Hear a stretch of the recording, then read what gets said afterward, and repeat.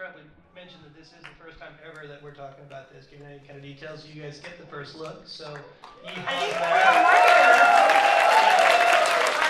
marketer over there, Paul Martinez, wave Paul, has asked us to say world exclusive. It is important that this is a world exclusive you're about to see. That's the first of two tonight. Yes.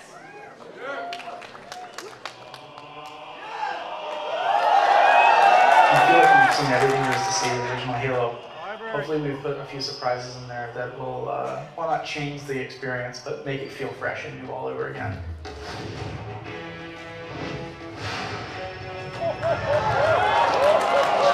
It's like, well, Kinect didn't exist 10 years ago, and you said you were changing the gameplay, so what's going on?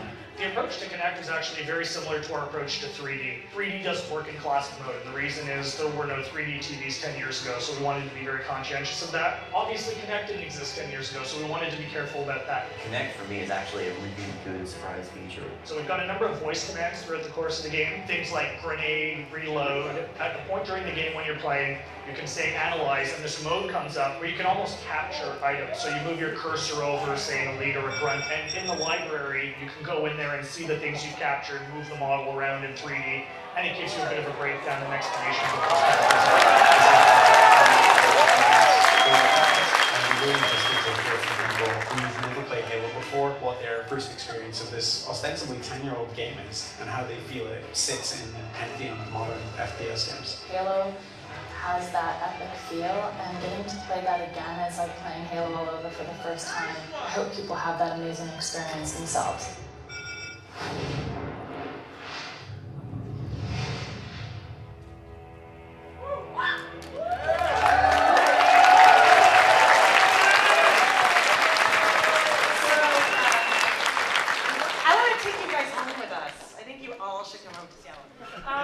So what you just saw there is a little bitty one, and the whole, I think, 7-minute version is up on Halo Waypoint. So it's going to be there, I think, Monday. Okay, Monday, sorry. Nobody will know but you until Monday. No, yes. Keep it huge. So, what? Don't keep it a secret, tell everybody, that's cool. So, the features. We heard grenade, we heard analyze, we heard, what else are we going to hear? So Kinect has this great ability with understanding your voice. And so when we sat down and started to think about how to incorporate Kinect into the game, we thought that voice recognition component could be some cool way to add some sort of additional functionality without really changing that gameplay. Because again, gameplay was the core pillar. Keeping it the same and just adding to it was the important thing. And so when we started thinking about this, we really started using like, well, how about, mapping voice commands to button commands. So for example, if you just say grenade, you throw a grenade. Or if you say reload weapon, you can reload. And also you can go from classic to remastered, and you just say these things and it happens. And I think that's a lot of fun as you're sitting on your couch, just go reload and have it happen.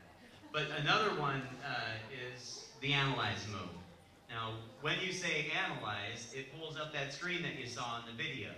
And you can find certain things all throughout the game to analyze. And once you analyze them, you store them in the library.